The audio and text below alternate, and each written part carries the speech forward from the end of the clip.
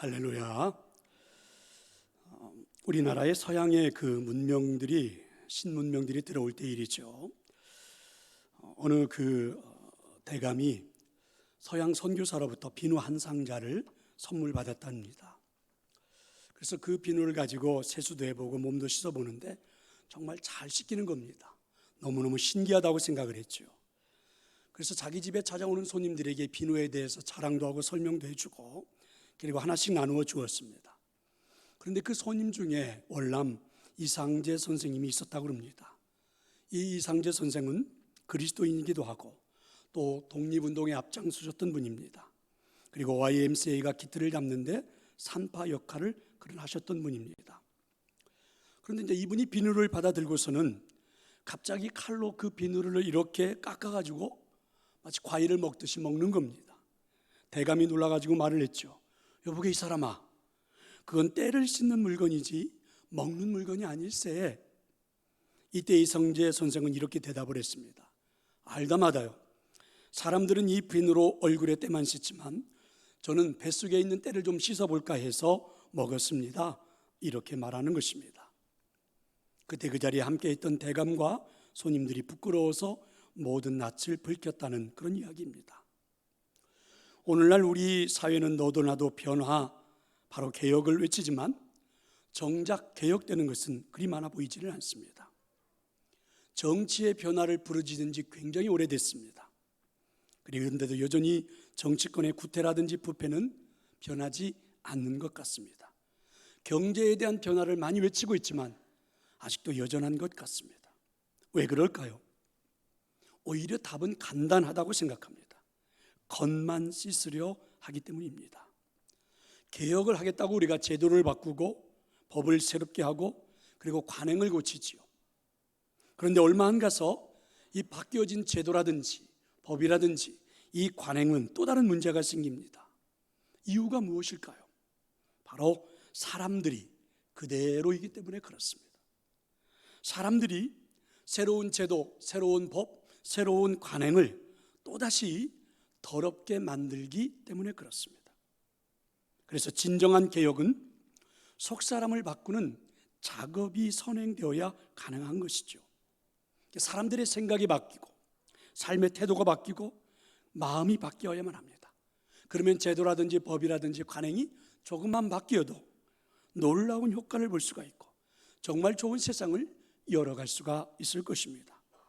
그런데 이러와 같은 변화는 오늘 하나님께서 우리에게 주시는 이 말씀을 통해서 본다면, 아니 이 자리에 임재하신 하나님이 우리에게 주시는 말씀인데 우리 그리스도인들에게 먼저 이와 같은 변화가 일어나면 얼마나 좋을까? 하나님의 음성입니다. 영국 교회의 부흥과 변화를 주도했던 이안 머레이라는 목사님이 계십니다. 이분이 부흥과 부흥주의라는 책을 썼는데요, 그 책에서 이분은 이런 주장을 합니다. 오늘 교회의 문제는 교회 안에 성도들과 그리고 세속적인 사람들이 섞여 있다, 이렇게 지적을 했습니다. 교회 안에 성도들이 세속적인 사람들과 함께 섞여 있다 보니까 세속적인 사람들이 그대로 교회 안에 많이 들어오다 보니까 그 사람들이 좋아하는 설교를 하게 되고 그 사람들이 좋아하는 프로그램을 만들게 되고 그 사람들이 좋아하는 방향으로 교회를 끌고 가다 보니까 오히려 교회의 거룩성은 약화가 되어버리고 세상을 변화시킬 만한 능력이 점점 감소되고 잃어버리게 되었다 하는 것입니다. 그래서 점점 교회는 세상과 별반 다를 바 없는, 차이가 없는 것으로 변해버리고 말았다는 것입니다. 저는 이 머레이 목사님의 지적이 일리가 있어 보입니다. 사실 교회 안에는 겉사람만 변해된 사람들이 굉장히 많죠. 주의를 지킨다, 예배를 드린다, 봉사를 한다, 여러 가지 많은 일들에 참여하고 나름대로 열심히 신앙생활을 하지만 그러나 그 속사람이 변화되지 않았다면, 철저하게 회개하지 않았다면, 하나님의 말씀에 철저하지 아직도 순종하지 않는다면, 성령의 충만함을 아직도 우리가 누리고 있지 못하다면 이런 현상이 나타나지 않을까 하는 것입니다. 오늘 하나님 우리에게 주시는 말씀입니다. 교회의 변화, 그리고 성도들의 변화, 나의 변화의 시작은 무엇으로 하면 좋을까요? 먼저 하나님의 말씀으로 시작을 해야만 합니다. 변화는 어떻게 이룰 수 있을까? 이 질문에 대한 답은 사실은 굉장히 간단합니다. 하나님의 말씀으로 돌아가면 됩니다. 이게 성경이 주장하는 이야기죠. 히브리서 4장 12절에 보면 하나님의 말씀은 살아있고 활력이 있어서 좌우의 날선 어떤 것보다도 예리하여 혼과 영과 및 관절과 골수를 찔러 쪼개기까지 하며 또 마음의 생각과 뜻을 판단하나니, 이렇게 말씀하고 있습니다. 그렇습니다. 그러니까 우리들의 마음을 판단하고 변화를 이루는 척도를 우리는 무엇에 두고 살아야 될까? 근데 대부분의 사람들은 자기 자신이 기준이 될 때가 굉장히 많죠. 그런데 여러분 생각해 보세요. 어느 누구도 자기 자신이 이 세상을 살아가는 기준이 될 수는 없습니다. 순전히 내가 만든 내 자신의 기준은 그동안 살아온 경험이죠. 그리고 내가 살면서 배운 지식이고 타인들과의 비교 속에서 만들어지기 때문입니다. 그러니까 이거는 객관적인 자료가 될 수 없습니다. 주관적인 자료죠. 인간의 생각을 판단할 수 있는 기준은 하나님의 말씀입니다. 아멘. 성경이에요. 그러니까 우리는 성경에 자신의 생각을 비추어 보면 내 문제가 무엇인지, 그리고 옳고 그름을 판단할 수가 있고 문제 해결할 수 있는 방법도 찾을 수가 있습니다. 그건 분명한 사실이죠. 그런데 또 하나 중요한 것은 말씀은요, 우리의 생각을 판단해 주실 뿐만이 아니라 판단한 것에 문제점조차도 해결할 수 있도록 만들어주는 게 말씀입니다. 이것은 마치 의사가 한 환자를 진단했더니 그 환자의 몸속에 암덩어리가 있다는 거예요. 그러면 그 의사는 메스를 통해서 수술을 해가지고 그 암덩어리나 환자의 그 아픈 부분을 도려내는 것처럼 말입니다. 마찬가지로 하나님의 말씀은 우리 마음속, 우리 심령 속에 들어오면 칼과 같아서 우리 심령 속에 있어서는 안 되는 것들을 잘라내버리고 문제가 있는 부분을 처리해버리고 우리의 속사람을 새롭게 변화시키는 줄로 믿습니다. 우리의 속사람을 새롭게 할 수 있는 능력은 하나님의 말씀입니다. 하나님의 말씀입니다. 세상의 지식이 우리의 마음, 우리의 속사람을 변화시킬 수는 없습니다. 사람들이 만든 주장들이 속사람을 새롭게 할 수는 없습니다. 인터넷에 떠도는 그 많은 정보들도 우리의 속사람을 새롭게 할 수는 없습니다. 그런데 하나님의 말씀은 저는 가능한 줄로 믿습니다. 말씀이 우리 심령 속에 돌아오면 속사람을 새롭게 하고 속사람을 변화시키고 그래서 성숙한 삶을 이룰 수가 있는 것입니다. 그래 예수님은 우리에게 이렇게 가르쳐 주신 겁니다. 마태복음 4장 4절에서 사람이 떡으로만 살 것이 아니요 하나님의 입으로부터 나오는 모든 말씀으로 살 것이라. 인간의 삶에는 반드시 생명을 지탱시켜주는 떡이 필요하듯이 우리 영혼을 위해서는 하나님의 말씀이 필요하다라고 이렇게 가르쳐 주시는 것입니다. 사람은요, 하나님이 만든 이 세상의 모든 피조물 가운데 특별한 존재로 지음을 받았습니다. 창세기 2장 7절을 보니까 여호와 하나님이 땅의 흙으로 사람을 지으시고 생기를 그 코에 불어넣으시니 사람이 생명이 되니라. 이 말씀처럼 사람은요, 흙으로 만들어진 이 육체가 있습니다. 그리고 하나님의 영을 우리들의 그 영혼 속에 불어넣어준 영이 있습니다. 그래서 이 육과 영이 조화를 이루면서 구성된 게 우리 사람입니다. 우리가 이 육체를 위해서 떡이 필요하듯이 하나님의 영이 우리 영혼 속에 들어가 있다면 그 영혼이 살 수 있는 하나님의 말씀이 반드시 필요한 것입니다. 성도 여러분, 우리 인간은 반드시 하나님의 말씀이 있어야 살아갈 수 있는 존재입니다. 자기 자신이 기준이 될 수는 없습니다. 세상의 것이 기준이 될 수도 없습니다. 사람들이 만들어 놓은 도덕이 기준이 될 수는 없습니다. 반드시 우리에게는 하나님의 말씀이 있어야 하는 것입니다. 영국의 재무장관이었던 리틀톤과 그리고 법조인 길버트는 두 사람은 막연한 친구 사이였다고 그래요. 어느 날 둘이 만나서 함께 식사를 하다가 이런저런 이야기를 하다가 이런 주제로 이야기가 시작됐다고 그래요. 공교롭게도 두 사람은 무신론자인데 세상에 보니까 성경에 나오는 이야기들이 참 거짓된 게 많은데 사람들이 그것에 속고 있다 이렇게 생각해서 우리가 그것을 한번 밝혀보자 이렇게 서로 약속을 했다는 겁니다. 그래서 법조인인 이 길버트는 나는 예수님의 부활이 성경에서 가장 헛되게 보여지는데 내일부터라도 내가 예수님의 부활이 거짓이라는 사실을 성경을 샅샅이 뒤지고 낱낱이 밝혀서 내가 한번 조사해 보도록 하겠네. 그랬더니 이 재무장관인 리틀턴도 이렇게 말을 했습니다. 나는 기독교인들이 그 바울의 회심, 바울의 행적을 그렇게 자랑하는데 그것이 다 거짓된 것임을 내가 반드시 밝혀서 한번 내보겠네. 그래서 두 사람이 연구를 해가지고 그 거짓된 것을 밝혀낸 다음에 함께 책을 내서 이 세상에 다시는 기독교에 다니는 사람들이 없도록 하세, 이렇게 두 사람이 약속을 했다는 것입니다. 그리고 이제 헤어져서 한 6개월 정도가 지난 다음에 다시 만났습니다. 두 사람은 각자의 역할을 잘 감당해서 연구를 했는데 먼저 법조인이었던 길버트가 말을 합니다. 친구, 사실 나는 뭐라고 말을 해야 될지 모르겠어. 그동안 연구를 통해서 거듭거듭 해보지만 사실은 바울이 회심했던 것도 바울의 행적도 100%다 맞으니, 틀린 것이 하나도 없으니 사실이라는 것을 알게 되었어. 말꼬리를 흐리면서 이렇게 말을 하는 겁니다. 그랬더니 재무장관이었던 리틀턴도 말합니다. 뭐라고? 사실은 나도 자네에게 말을 하고 싶었네. 예수님이 부활에 대해서 부정할 수가 없더군. 아무리 성경을 찾아보아도 뭐라고 말을 할 수가 없어. 나는 그것이 거짓이라고 주장할 수가 없네. 두 사람은 이렇게 이야기를 했다는 것입니다. 성도 여러분, 성경을 읽으면 무신론자라 할지라도 반드시 믿게 되어 있습니다.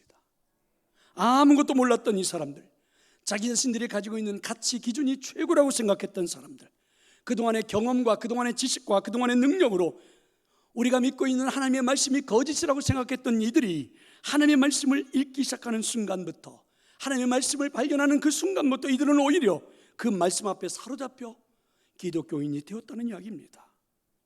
그런데 여러분, 이런 말씀을 우리가 외면하면 인간 역시 부패하기 시작하는 겁니다.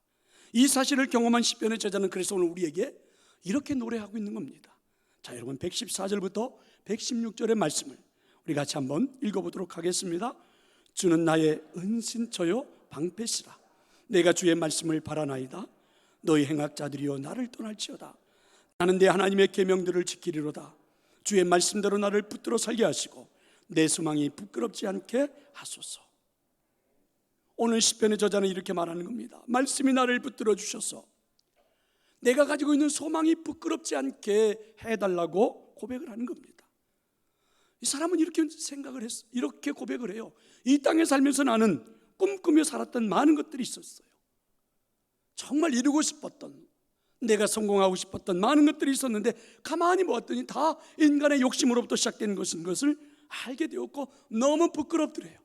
그런데 하나님의 말씀 안으로 들어가면서부터 하나님 주시는 그 말씀 안에 대한 비전과 꿈을 갖고 살아가는 순간 그 꿈은 부끄러움도 아닌 보람이 되는 비결인 것을 알게 되었다고. 역시 말씀이 기준이 되어야 한다라고 내 삶의 변화의 시작은 하나님의 말씀으로부터였다고 고백하는 겁니다.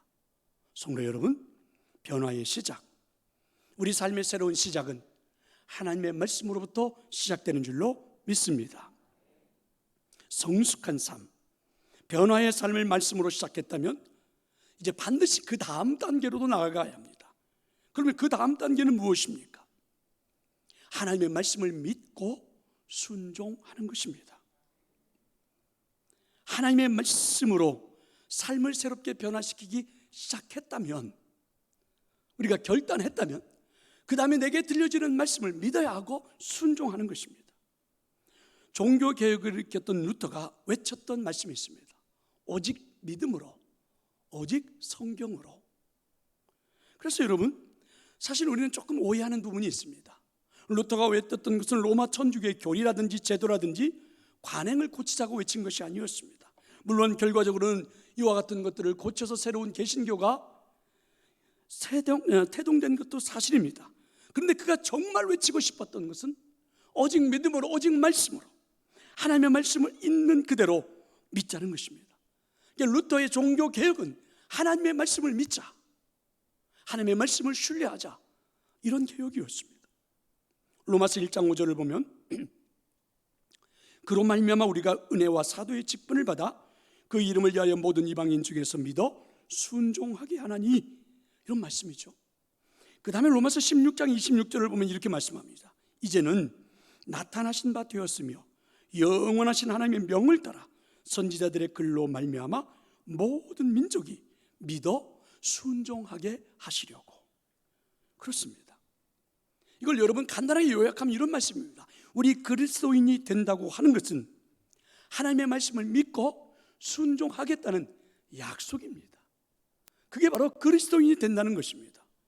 그래서 우리가 그리스도인이 되었다, 내가 믿는 사람이 되었다라는 것은 하나님의 말씀을 있는 그대로 믿겠다라는 것을 말합니다. 하나님의 말씀을 있는 그대로 믿고 순종하겠다, 이런 말이에요. 단순히 하나님의 말씀을 듣는 걸 말하는 게 아닙니다. 하나님의 말씀을 아는 것을 말하는 게 아니에요. 말씀을 그대로 믿어야 하고 그대로 순종하겠다. 자, 이런 음성입니다. 예수님이 사역을 할 당시, 그 당시 바리새인들은요, 하나님의 말씀에 대해서 너무너무 잘 알고 있었습니다. 늘 하나님의 말씀을 듣고 암송하면서 살았죠. 그래서 이들은 심지어는 이 말씀을 양피지에다가 잘 적었습니다. 그리고 이것을 가죽 상자에다가 담아가지고 신체의 일부분에다가 붙여두었습니다. 이걸 테필린이라고 부르잖아요. 그래서 하나는 왼쪽 이 손목에가 이렇게 달았고, 다른 하나는 이 얼굴, 이 눈썹 중간 사이에 있는 이 미간에다가 이렇게 묶어서 달고 다녔습니다. 그뿐만이 아닙니다. 하나님의 말씀을 집에 들어오는 그 대문 문설주에다가도 달아놓았습니다. 하나님의 말씀을 양피지에 적어가지고 작은 통에 넣은 다음에 이것을 집에 드나들 때마다 자주 볼 수 있는 사람들의 키의 수준, 눈을 볼 수 있는 수준에 맞게 그걸 달아놓고 늘 읽어보았습니다. 이걸 매주자라고 이렇게 말하죠. 이렇게 이들은 철저하게 하나님의 말씀을 가까이 두고 살려고 몸부림을 쳤습니다. 그런데 왜 예수님은 이 바리새인들을 책망했을까요? 이유는요, 저들이 말씀을 믿지 않았고 순종하지 않았기 때문에 그렇습니다. 말씀을 읽기는 읽었는데, 암송도 했는데 그 말씀을 믿지 않았고 순종하지 않았던 겁니다. 그래서 오늘 시편의 저자는요, 이런 현실을 정말 잘 알고 있습니다. 그래서 118절, 119절에 이렇게 표현을 했습니다. 자, 우리 118절과 119절을 같이 한번 읽어보겠습니다. 주의 율례들에서 떠나는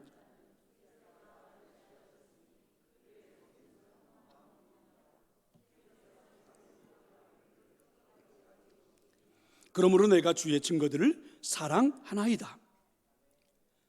오늘 시편의 저자는 이렇게 고백하는 거예요. 하나님의 말씀에 순종하지 않고 사는 인생은 다 속임수와 같다는 겁니다. 어쩌면 지금 우리들이 살고 있는 인생은 하나님을 속이고 있는 것이다. 말씀을 믿지 않고 순종하지 않는 인생은 거짓된 인생을 사는 것이다. 위선에 불과한 것이다. 오늘 시편의 저자는 그렇게 말하는 겁니다. 그렇게 여러분, 우리들의 인생을 이렇게 위선으로 사는 사람들, 우리들의 인생을 속임수에 불과한 삶을 살고 있는 사람들은 마치 하나님께서 음식물에 찌꺼기를 밖에 버리듯이 하나님 우리를 버릴 수도 있다라고 오늘 시편의 저자는 노래하는 겁니다.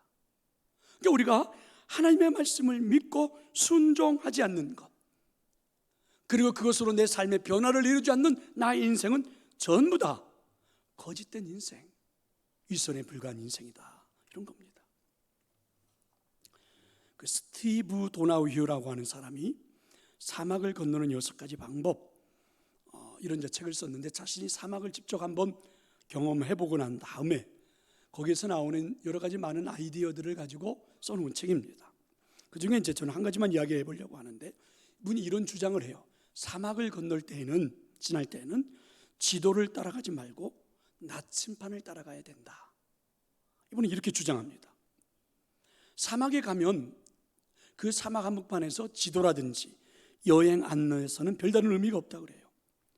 왜냐하면 그 사막에 대한 그 내용들이 다 펼쳐져 있는 지도에 그 모래 땅의 모양은 쉴 새 없이 변하기 때문이라는 겁니다. 지금 이 모래 언덕이 형성된 것을 보고 이 모래 언덕의 이름을 뭐라고 지도에다가 기록을 했어요. 그러면 그 지도에 기록한 그 내용의 잉크가 마르기도 전에 사막에서는 한순간에 그 모래 언덕이 사라져 버린다는 겁니다. 그러니까 지도를 가지고 와보면 그런 언덕을 발견할 수도 없고 방향을 찾을 수도 없대요. 지도를 가지고, 안내서를 가지고 사막 한복판에서 살아남는다? 거의 불가능하다. 그래서 사막 한복판에서는 지도나 안내서는 별 도움이 되지 않고 반드시 나침반이 있어야 된다는 겁니다. 방향 감각을 알 수 있는 나침반이 있어야만이 살아남을 수 있다, 이렇게 주장을 합니다. 성도 여러분, 우리가 인생을 살아보지만 인생이 사막 같다, 이런 표현들을 쓰잖아요. 사실은 여러분, 우리 부모들이 살았던 인생 그대로 답습하며 따라가면 되는 줄 알았는데 하나도 맞지 않습니다. 어제 살았던 인생이 오늘과 맞지 않고, 오늘 산 인생이 내일과 맞지 않고, 한순간 어떻게 변할지도 모르는 그런 인생입니다. 그렇게 살아가는 우리들의 인생, 수없이 다변화된 이 인생 속에서 사람들이 살면서 만들어 놓았던 지도 한 장, 안내서 하나를 가지고 우리 인생을 성공적으로 이끌어갈 수 있을까? 어떤 것이 방향이고 어떤 것이 목적지고 어디로 가야 하는 것인지 그 지도를 가지고 알 수 있을까? 반드시 필요한 것은 여러분, 나침반, 방향 감각이 아닐까요? 성도 여러분, 맞습니다. 우리가 살아가는 인생에 어떤 상황, 어떤 환경 속에서도 흔들림 없이 우리의 방향을 잡아줄 수 있는 것은 말씀입니다. 그리고 여러분, 이 말씀을 내가 믿지 않는 한, 이 말씀에 순종하지 않는 한, 여러분, 사막 한가운데서 나침반을 믿고 순종하지 않는 한 그 사막을 헤쳐나올 수 없는 것처럼 우리 인생도 마찬가지입니다. 그래서 오늘 시편의 저자는 우리에게 말하죠. 하나님의 말씀 없이 살아가는 우리들의 인생이 거짓된 인생이 아니냐, 속임수에 불과한 인생이 아니냐, 오늘 이렇게 말씀해 주고 있는 것입니다. 성도 여러분, 하나님께서 우리에게 우리의 삶의 방향 감각을 인도해 주시는 하나님의 말씀 반드시 믿고 그 말씀에 순종하며 여러분의 삶을 복되게 만들어 가시기를 축원합니다. 변화를 이루는 삶이 말씀과 함께 시작되고 말씀에 순종하는 삶으로 나아갈 때, 자, 그럼 이제 우리에게는 어떤 결과, 어떤 축복이 나타날까요? 하나님 우리에게 이렇게 말씀해 주십니다. 하나님의 말씀으로 풍성한 삶을 살게 될 거다, 믿으시기를 축원합니다. 요한복음 1장 1절부터 3절에 보면 이런 말씀이 있습니다. 태초에 말씀이 계시니라. 이 말씀이 하나님과 함께 계셨으니 이 말씀은 곧 하나님이시니라. 그가 태초에 하나님과 함께 계셨고 만물이 그로 말미암아 지은 바 되었으니 지은 것이 하나도 그가 없이는 된 것이 없느니라. 하나님의 말씀의 능력은 어느 정도일까? 여기에 오늘 성경은 하나님의 말씀이 천지를 창조했다, 이렇게 선포합니다. 그리고 또한 이 세상은 말씀 때문에 존재한다, 그리고 말씀으로 유지되고 있다, 이게 하나님의 선포입니다. 그럼 여러분, 이 하나님의 말씀을 그대로 우리에게 한번 대비시켜 봅시다. 나에게 한번 적용을 시켜 봅시다. 그러면 이렇게 되는 겁니다. 하나님의 말씀이 내게 임해서, 하나님이 나에게 말씀하셔서 나는 이 땅에 태어났고, 그래서 나의 존재의 근거는 이 하나님의 말씀이고, 지금도 살아가고 있는 것은 내 손에 하나님이 들려주신 이 말씀 때문에 내가 지금도 여전히 살아있는 것이고, 더 중요한 것은 지금도 하나님은 나의 삶에 말씀을 하고 계신다는 것입니다. 아멘. 말씀 때문에 존재하게 된 우리들, 지금도 여전히 말씀으로 살아가고 있다면 말씀과 함께 있어야 되는 것은 당연한 것이 아닙니까? 그런데 문제는요, 우리의 삶에 하나님의 말씀이 사라졌기 때문에 우리가 방황하고 힘들어하고 더 이상 우리들이 하나님의 축복이 풍성한 삶을 살 수가 없다는 것입니다. 그래서 여러분, 아모스 8장 11절을 보면 아모스는 하나님의 음성을 이렇게 우리에게 외치고 있습니다. 내가 기근을 땅에 보내리니 양식이 없어 주림이 아니요 물이 없어 가람이 아니요 여호와의 말씀을 듣지 못한 기갈이라. 그렇습니다. 아모스 시대의 문제는요, 전쟁 때문도 아닙니다. 경제적인 문제 때문도 아닙니다. 각종 사회적인 문제 때문도 아닙니다. 문제의 본질은 하나님의 말씀에 대한 기갈 때문이었어요. 하나님의 말씀으로 창조된 하나님의 사람들에게 말씀이 너무 부족해요. 말씀이 없어요. 그래서 여러분, 아모스 선지자는 정확하게 외친 겁니다. 이게 바로 우리들의 문제다. 반면에 여러분, 요한복음 1장 14절을 보면 이렇게 말씀하시죠. 말씀이 육신이 되어 우리 가운데 거하심에 우리가 그의 영광을 보니 아버지의 독생자의 영광이요 은혜와 진리가 충만하더라. 하나님의 말씀이 우리에게 충만해지니까 우리에게는 하나님의 영광이 보여지게 돼요. 그리고 하나님의 풍성한 삶이 내게 나타나더라. 그래서 하나님의 말씀이 우리 안에 가득 채워지니까 정말 우리 인생의 삶에는 하늘의 놀라운 은혜가, 복이, 풍성함이 나타나게 되었다. 이렇게 고백하고 있습니다.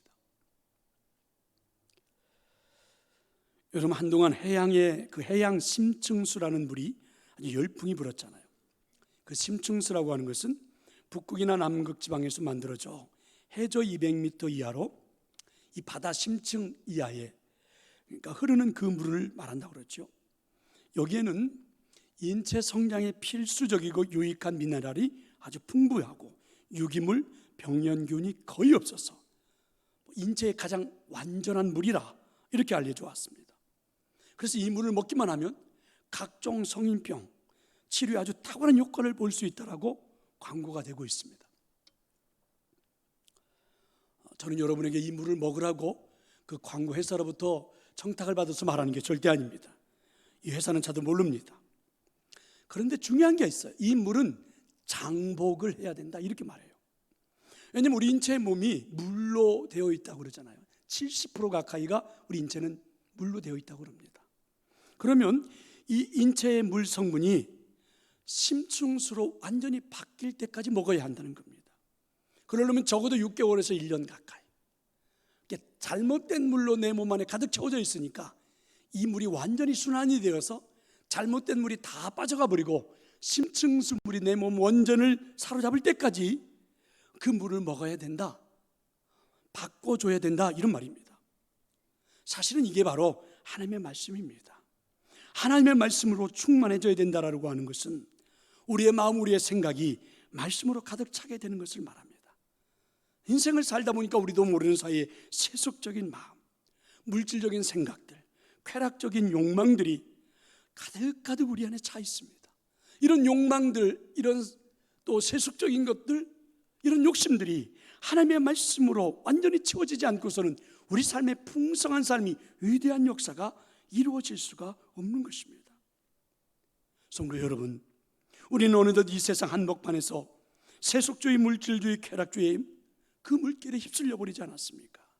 그러다 보니까 나도 모르는 사이에 하나님의 백성인들이 할 이 풍성한 삶은 맛보지도 못한 채 그저 그냥 신앙인이라는 명맥만 이어가는 줄은 이어가고 있는 것은 아닌지 모르겠어요. 하나님의 말씀 안에는 풍성한 복이, 풍성한 축복이 다 들어 있습니다. 믿으시기를 축원합니다. 미국에서는 고등학교 졸업을 앞둔 학생이 아버지를 막 졸랐습니다. 아빠, 내가 명문 대학에도 합격을 했고 이제 고등학교를 졸업하게 되니까 기념으로 나한테 좀 선물을 해주는데 좀 차를 한 대 좀 사주시면 안 돼요? 막 졸라댔죠. 꽤나 잘 사는 가정이었나 봐요. 그래서 아버지는 흔쾌히 약속을 했습니다.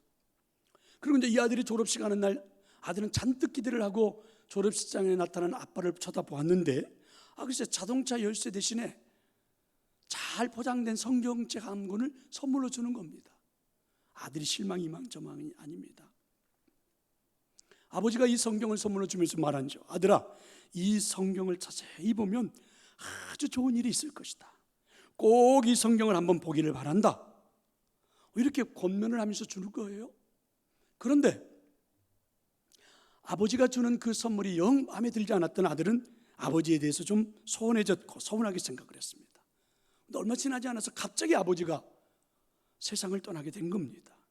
장례식을 다 마치고 난 다음에 허탈한 마음을 가지고 그래도 아버지 생각을 하면서 아버지가 주셨던 그 졸업식 기념 선물 성경책을 한번 살펴보았습니다.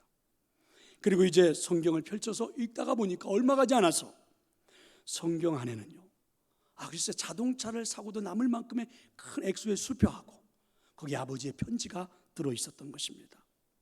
아버지의 편지의 내용은 이랬습니다. 아들아, 성경 안에는 모든 축복이 다 들어있느니라.